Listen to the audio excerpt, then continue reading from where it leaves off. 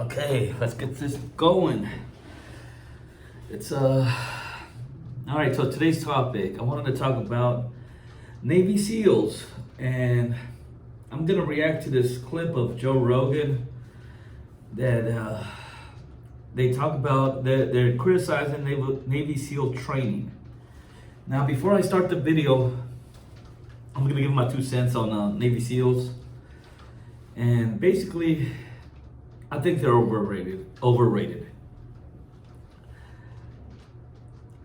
There's this thing that people think that Navy SEALs are like the best of the best, or the best in the globe. You know, there's nothing compares.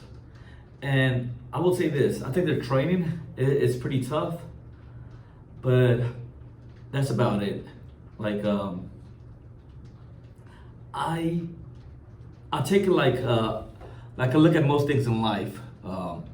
Is it relevant to what you're gonna do? You know, I don't really care if you can hold your breath underwater, or what you could do in, I don't know how many push-ups you can do, or if you could carry a log. I care about your if when it comes down to it, can you get the job done? You know, do you have, like, are you a tactician? Are you great with weapons and tactics, with guerrilla warfare, with I don't know what's different strategies? And it's not just the Navy SEALs. This is across most militaries. They're not nothing special nowadays. This is why you see guerrilla fighters win, and have been winning since like Vietnam era. The reason is guerrilla fighters. If I had to put money on a guerrilla fighter, and I don't know, a Navy SEAL, a Green Beret, freaking, I don't know, say whoever, my money's on the guerrilla fighter, because they have the advantage of not following any rules. Like, they do whatever they want. Like, you're not restricted by a code of conduct, and you also have more of a will to get the job done. You know, fighters in the military, at the end of the day, they kind of really don't care. They just want to go home. They want to do their time and come back home. Versus a fighter in their home country, who's like they're there till it's over. They're not. They're there. You know, day after day, year after year, until it gets done. You know, until they die or they win. And they have more of the knowledge of the terrain and everything. So it's like, I don't know, the SEALs just don't. They're just like any other armed member of the military. I see it. It's like, I don't see the difference. It's yes, people will say, well, look at the technology they have. Look at the aircraft that they fly and this and that. I'm like, well, then it's not them. It's the weapons and tech. Separate the weapons and the tech. Are they still badass? It's what I'm saying. Can they still get the job done? Because if it's just the weapons and the tech, then it's only a matter of time before other service members and other units get the same, you know, technology, or even better technology, you know. And let me go back with the code of conduct. Like, who do I fear? Like, if I was a wanted criminal all around the globe, I'm wanted by every government known to man, who would keep me up at night? And I'll tell you, like if I really just pissed off certain groups, who would I just could not sleep? I'm like, man, they're gonna get me. I would be afraid of someone like the Saudis, like how they, in the case where they got a guy, they send a team, you know, in civilian clothes out of country to target a person. Got him in a room, put him and cut him up in pieces, put him in a bag, and, you know, clean, you know, I don't know, like some freaking spies. Technically, I think they were spies. That's somebody I would fear. I would fear someone like Mossad. I seen the same thing with Israel, where they were going after a guy. I think in the UAE, and they sent a team, and the team, they were wearing like tennis clothes and had a tennis racket and headbands, and it looked like any regular person, and it was a men and women, and they were assassins, and they got somebody in the hotel room. Really covert, Also, North Korea, when the leader wanted his brother gone, sent some spies into I think it was the Philippines, and talked to was able to convince some civilians to carry out the hit by telling them it was a prank. They put some chemicals on the dude's face and he was gone, quick. That's some scary stuff. An American military, it doesn't put fear. There's so much regulation, and it's not their fault, the soldiers' fault, but they're playing by rules. I'm more afraid of people who don't play by rules, like Israel. If I was in Gaza, I would be afraid because it was like, oh, that they're hiding in that building, but it's cool because we got women and children. They're like, we don't give a damn. We're bombing it. It's like, but there's women and children and civilians and elderly, and like, don't care. We're bombing it. I would be afraid of going up against someone like that, because I was like, they're not playing by any kind of rules, or like the cartel. Like the cartel, they don't give a damn. They're killing your kids. They're killing your grandparents. Anyone who's related to you, just because they're pissed off. That's those type of people with no rules, no they just want to get it done, by any means necessary.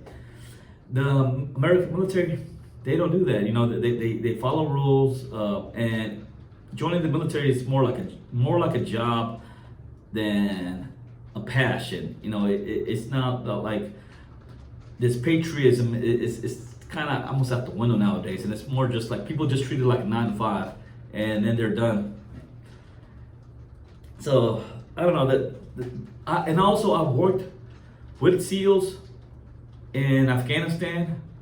We were on the same base, and like I said, they weren't anything special. Once I guess once you're around them and see what they could actually do.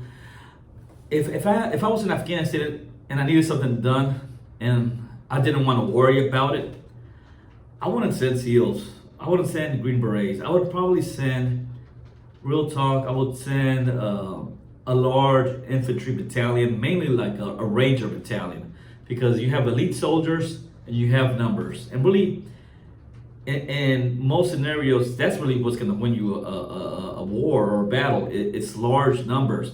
SEALs, special forces, they go in really, really small numbers and they get wrecked. And then they got to call for backup. They got to call like a regular unit. A lot of times it was my unit, the 10th Mountain. And because numbers will change the outcome. There was that one case where that SEAL in I think it was the Operation Red Wings, Marcus Luttrell.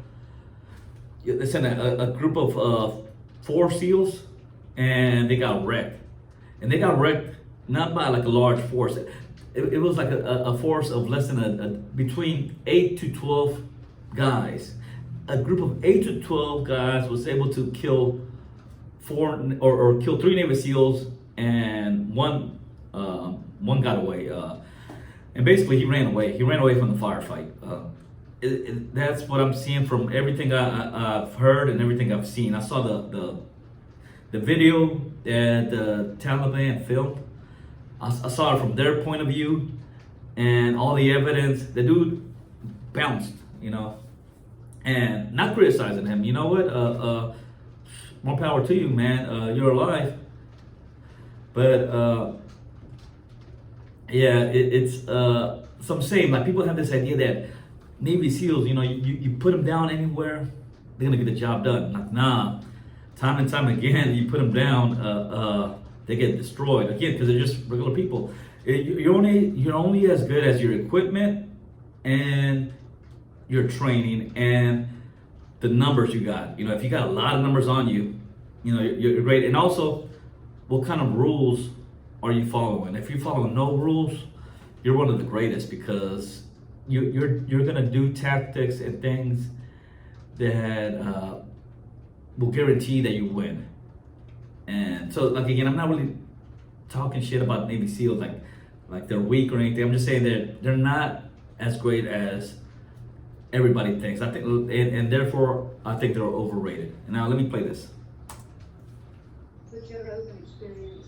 The thing about things like whether it's SEALs or any high-level military operation group, whenever you're dealing with people that have done something that's extraordinarily difficult, there's like a rite of passage you guys have gone through that a lot of people think is missing from particularly young men in our society and culture. There's no real moment where you recognize that you've done something incredibly difficult and you've actually become a man.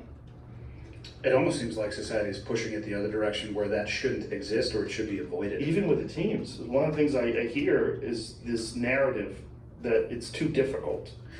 I think you got to consider the source on that one. Like the... Before we go, I agree, man, that training is too difficult and it's irrelevant, man.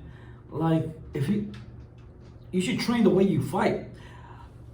When I was in, I would take more appreciation if we actually train in. Look, we're gonna train in how to react to ambush over and over and over. All kinds of ambushes. We're gonna get you ready because that's really what's gonna happen every time you go to a war zone. You're gonna get ambushed with IEDs on when you're driving on base, just nonstop crazy complex attacks, and just all kind of weird scenarios. I mean, you name it. I've seen in my time when I was in Afghanistan. I'll tell you something about the complex attacks. Just the weirdest things. They put about IEDs. They put them on the roads. That's like entry level attacks. Then they got more complicated. They made about VBIDs, vehicle-borne IEDs. They would drive them onto base or near base. That's a little bit more hard to combat. And then they got more creative. They would put them. They had them in houses. They would just load up a whole house with explosives. A house that was near the road that troops would patrol. They what they do is they study us. Watching. Okay, they're always using that road or walking around this area. So they loaded up a house. The whole house was basically a bomb, and all they did was just wait for troops to pass that area and blew up the house. And they ended up killing I don't know if it was 1 or 2 people from my unit when they blew it up. Then they did some more complex, just off the wall things. They put IEDs on a donkey, on a live donkey. They put explosives on it, and it was command wired. So they slapped the donkey on the ass, and then walked off towards troops. And then when they got close, they connected the wires, and it blew up. It ain't hurt nobody, but just some weird off the wall tactics that you wouldn't think. It's again because they're not playing by any kind of rules, and we don't really train on any of that really in any capacity. We train more about endurance, like mental endurance, and that's really what Navy SEALs do. It's a lot of mental endurance. They're like, we just want you to be really, really tough. All right, cool, but how about you train me to be really, really good at using my noggin and problem solving on the spot, man. We're getting ambushed from here. All right, I want to get, what are we gonna do? This is a scenario where we all retreat? Is this a scenario where we could take them on? Is this a scenario where okay, we're gonna take the high ground because we're gonna dig in, and all right, we're gonna this is what we're gonna do. You do this, stuff like that. Yes, we do get training like that, but that makes up like a small percentage of what you really train on, because you train more on stupid things, like all right, more on passing physical standards than anything. Like every year, you gotta take multiple fitness tests, and that takes priority more than anything. It's like, can you run fast? Can you do a lot of push-ups? Can you do this and that? And then also I need you to train on EO and sexual harassment training and all this other stuff. It's like I don't know. It's the actual training for your actual MOS. Even me, I was an Intel. I never really trained when we were stateside on my job. When I got to Afghanistan, I was just, all right, here you go. Learn on the spot. Day one, just learn as you go. When I could have been stateside, learning more weapons, more tactics, more clever ways of carrying out operations, learning way more about my AO. That's one main thing. Like, if you really knew the area that you were going to, it helps a lot. It helps a lot to know, knowing your area. It's like I don't know how to explain it. It's just you're able to operate better when you really know your area. You already know all the roads. You know where everything's located. You know what kind of people you're dealing with, the culture, you feel real comfortable, and you're able to think faster. All right, let me go back.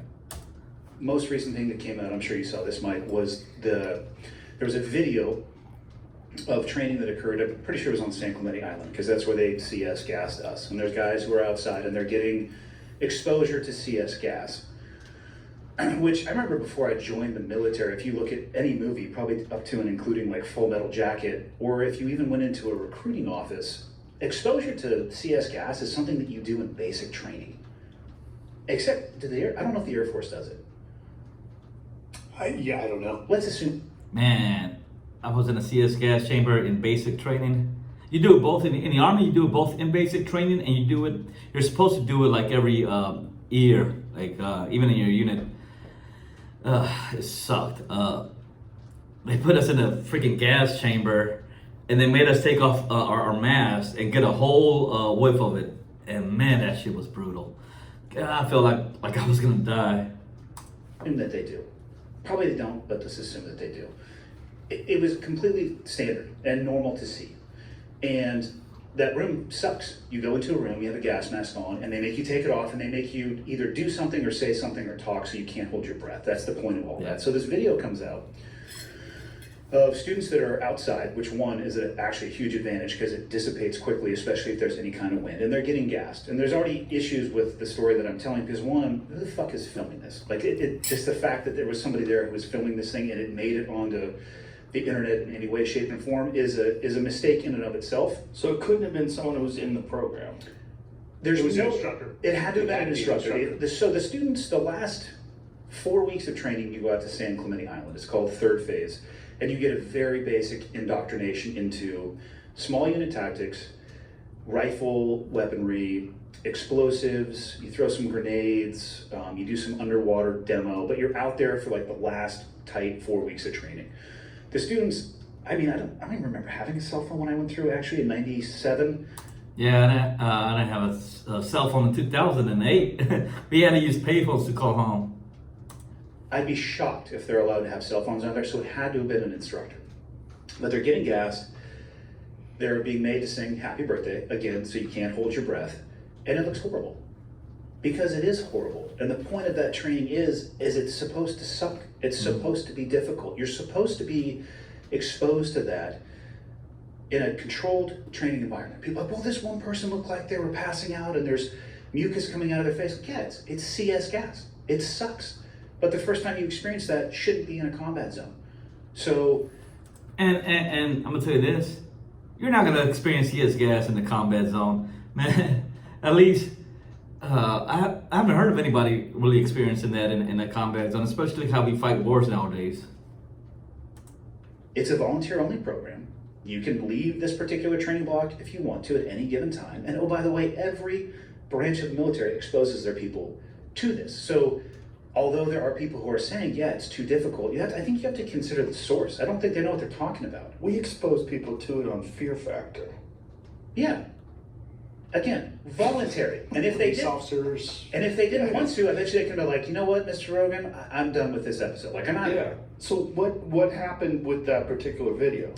It made its way onto the internet, and because of what it looks like exactly what it is, a really shitty evolution where you can't breathe, your sinuses are running more than you ever have had them run in your life, you can't see, you can barely talk, you're choking, you're gagging. Yeah, so this guy, he's one of the guy that we're gonna do this tough training, it's tough this, tough that, which is cool, you do want tough guys that ain't gonna break under pressure.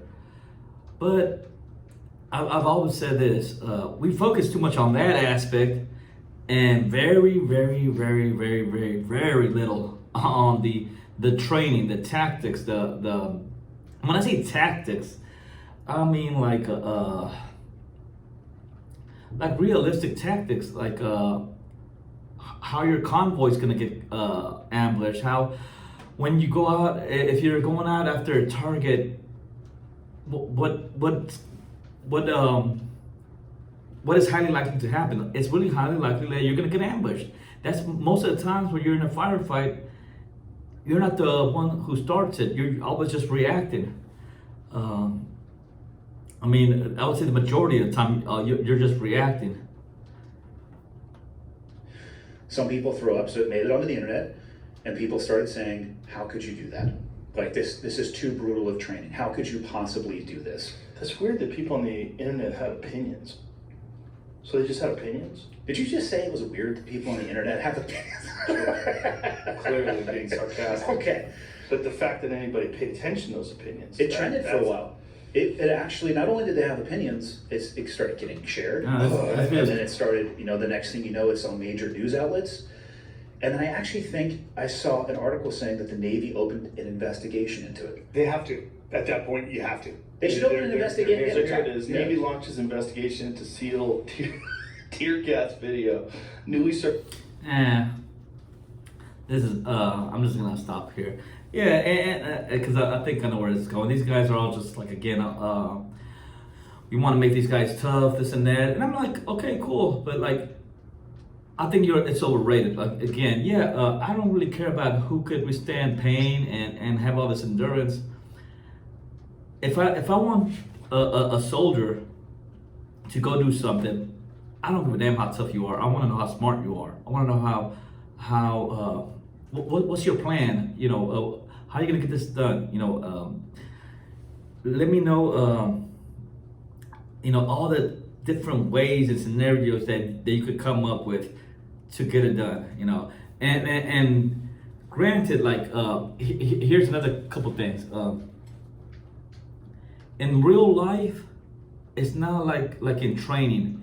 In training, you have access to equipment, and that it's not out in real life. I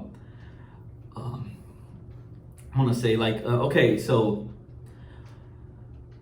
especially in a combat, in a combat zone, your equipment is limited, and so you're sharing equipment with other units. Like you're sharing UAVs with other units, because whoever has the better, more important mission, everyone has missions, so it goes to the most important.